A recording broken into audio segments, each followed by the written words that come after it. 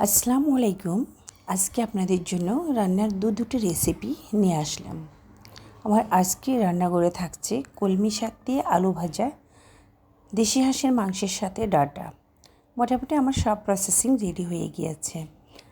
পেঁয়াজ কুচি, কাঁচামরিচ, ধনেপাতা, রসুন, এদিকে শাক, আলু সবই রেডি। এখন শুধু রান্নাটা বসিয়ে দেব। এইদিকে আমার এই যে মাংসটাও রেডি হয়ে গিয়েছে। আসলে রেডি করাটাই তো মেন কাজ, তাই না? তো সেই রেডি করতে একটু বেশি সময় লেগে যায়। রেডি করার পরে রান্না করাটা আসলে অনেকটা আমার কাছে সহজ মনে হয়। যারা রাঁধুনি রান্না করেন ওনারা বুঝেন রেডি করাটা আসলে একটা ঝামেলা, কষ্ট, আর সেটা যদি নিজেকে করতে হয় তো বলার বাহিরে। তো যাই হোক, আমি অবশ্য সম্পূর্ণ নিজে করেছি আজকে। মোটামুটি আমার রান্না তৈরি হয়ে গেছে। আমার মন থেকে এটা রান্না করব বলে যখন আমার এই ধরনের রান্না করতে ইচ্ছে করে আমি চেষ্টা করি সেই কাজটা আমি নিজের হাতে করার জন্য। তো কলমি শাক দিয়ে আলু ভাজাতে আমি তেমন একটা কিছু ইউজ করি না, যেহেতু আলু আছে। হালকা হলুদের গুঁড়া, ধনিয়া গুঁড়া এবং লবণ, আর কাঁচামরিচ, রসুন, পেঁয়াজ এগুলাই থাকছে। এটা দিয়েই শুধু আপনি কলমি শাকটা ভেজে খেয়ে দেখবেন, রিয়েলি টেস্টটা ডিফারেন্ট হয়। নর্মালি তো আমরা শাক আলু ভাজা খাই, কিন্তু এই দুইটার কম্বিনেশনটা টেস্টটা ডিফারেন্ট হয়। সাথে যদি আপনি পারেন দেশি চিংড়ি ইউজ করতে পারেন হাতের কাছে থাকলে, কারণ দেশি চিংড়ি দিলে এটার টেস্ট আরও একটু বেড়ে যায়। তো যাই হোক, আমি নর্মালি এটা দিয়ে খাই। দেশি চিংড়ি থাকলে অনেক সময় মিস করি, আর মাঝে মাঝে অ্যাভয়েড করি। চিংড়ি দিতে ইচ্ছে করে না, মাছ দিতে ইচ্ছে করে না। নর্মালি এরকম ভাজা খেতে ভালো লাগে। মোটামুটি আলুটা আমার কষানো হয়ে গিয়েছে। যেহেতু আলু একটু হালকা নেড়ে চেড়ে এরপর আমি শাকটা দিয়ে দিই। শাক দিয়ে দেওয়ার পরে শাকটা একটু নেড়েই আপনি একটু ঘুরে দিলে 5 থেকে 10 মিনিটের মধ্যে আপনার শাক কিন্তু হয়ে যায়। কারণ এটা অনেক বেশি ভর্তা ভর্তা করলে ভালো লাগে না আবার। তো রেখে দিলাম 5 মিনিটের জন্য। এদিকে আমার মাংস মোটামুটি মশলা কষানো হয়ে গিয়েছে।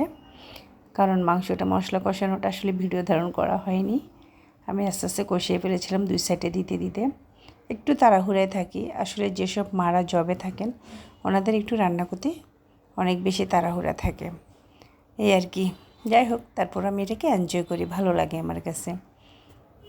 হয়ে গেছে, যেহেতু হাঁসের মাংস আমি একটু সিদ্ধ করে নিচ্ছি, যে 5-10 মিনিট এটাকে সিদ্ধ করে নিয়ে এটাতে এরপরে ডাটাটা অ্যাড করব। ডাটা অ্যাড করার পরে আরও 10 মিনিট এটাকে আমি একটু কষিয়ে নেব।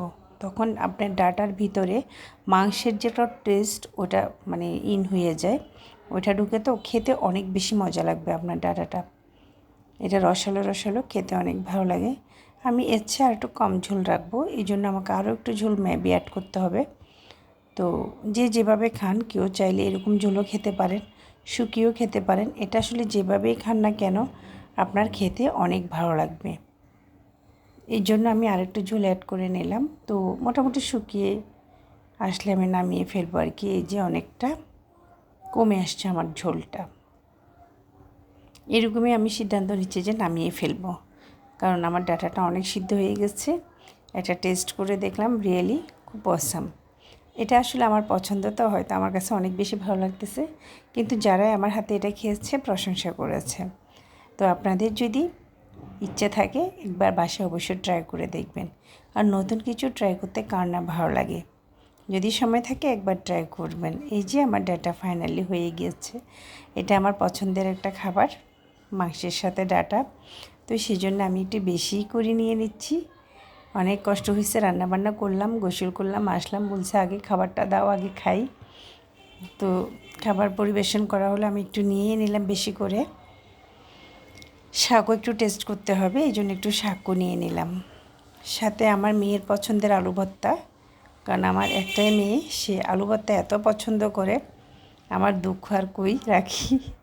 আমার মেয়ে কোথায় বিরিয়ানি পছন্দ করবে, সে পছন্দ করে আলুর ভর্তা, ডাল। এই আর কি, পুরোটাই আমরা বাঙালিয়ানা ফ্যামিলি। তো বাঙালিয়ানা ফ্যামিলির এই খাবারগুলো নিত্যদিনের সঙ্গী। কেমন লাগলো আপনাদের কাছে আমাদের আজকের রেসিপি? আমি তো টেস্ট করতেছি, আমার কাছে অসাধারণ লাগতেছে। নিজের হাতে রান্না বলে বলছি না, আপনারাও এভাবে রান্না করে খাবেন, দেখবেন আপনাদের কাছেও ভালো লাগবে। তো আমার পুরো ভিডিওটা রেখে দিলাম টাইম লাইনে, আপনারা অবশ্যই ট্রাই করে দেখতে পারেন।